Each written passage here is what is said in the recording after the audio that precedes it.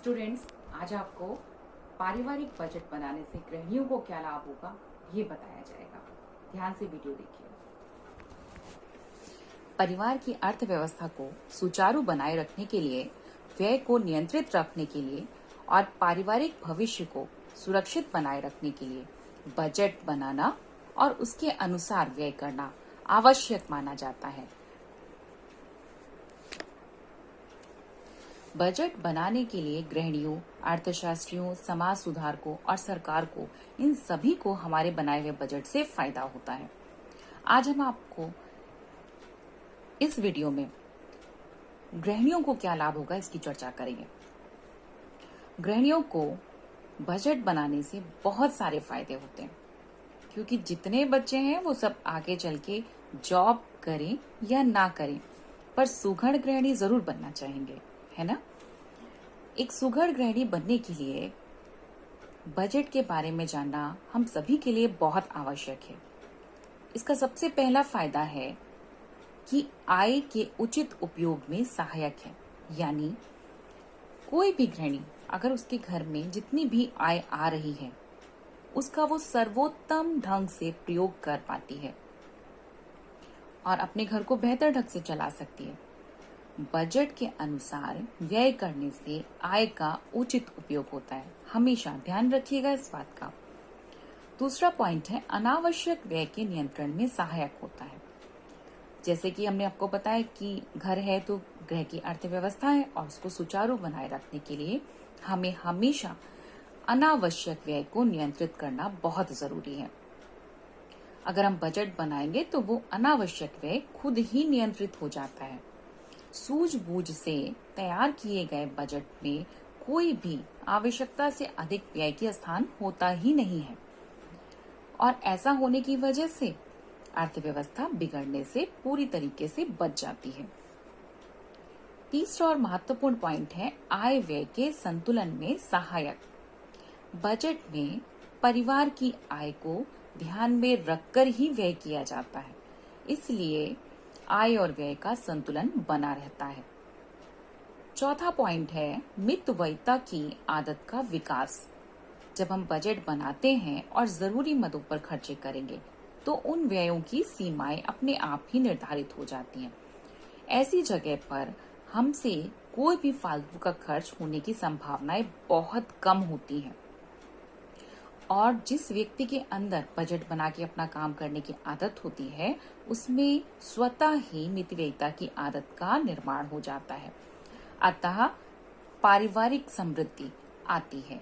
कोई भी व्यक्ति, मैं यहाँ पर ये नहीं कहूंगी कि सिर्फ गृहिणी के लिए आवश्यक है। यदि जो छोटे बच्चे हैं, बच्चियां हैं, वो भी इस आदत का अपने अंदर समावेश करते हैं तो उनकी अपने पास भी, आप खुद देखेंगे कि अगर आप अनावश्यक खर्चे रोककर अपने पास आए हुए पैसों का सदुपयोग करते हैं तो आपको ये आदत बचपन से ही तैयार हो जाएगी और इस प्रकार की जो चीजें हैं वो भविष्य में जाके आपके लिए बहुत फायदेमंद साबित होंगी।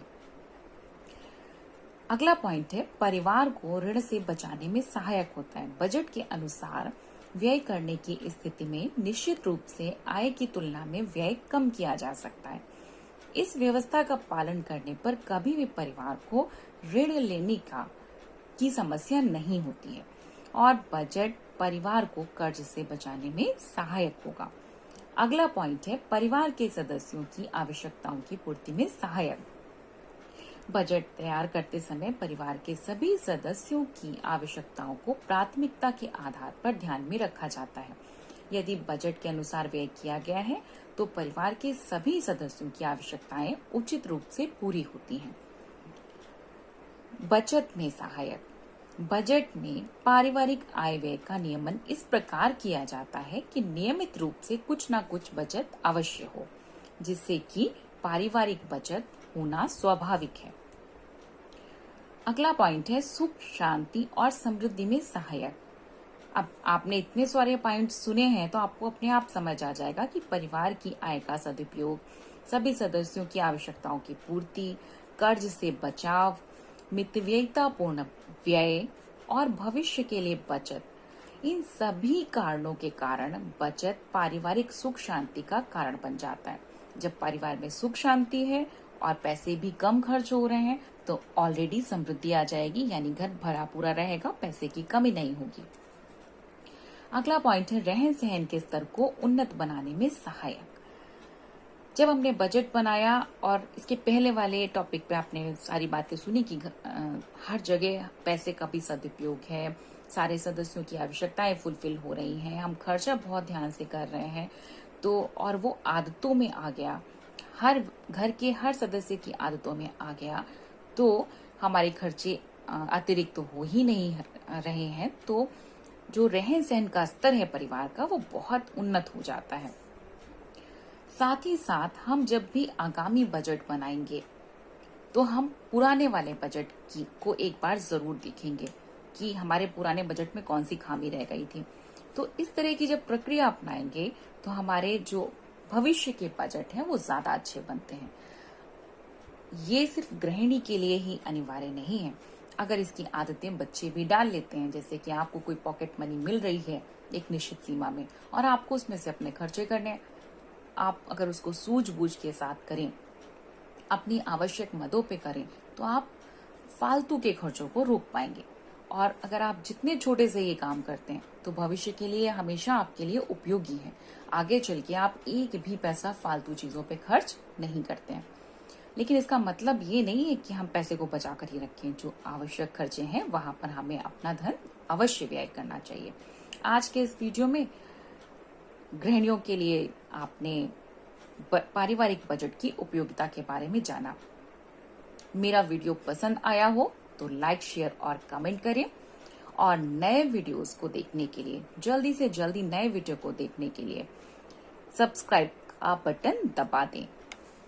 आगे वाले वीडियो में अर्थशास्त्री, समाज सुधारक और सरकार को लाभ के बारे में चर्चा की जाएगी। बाय बच्चों।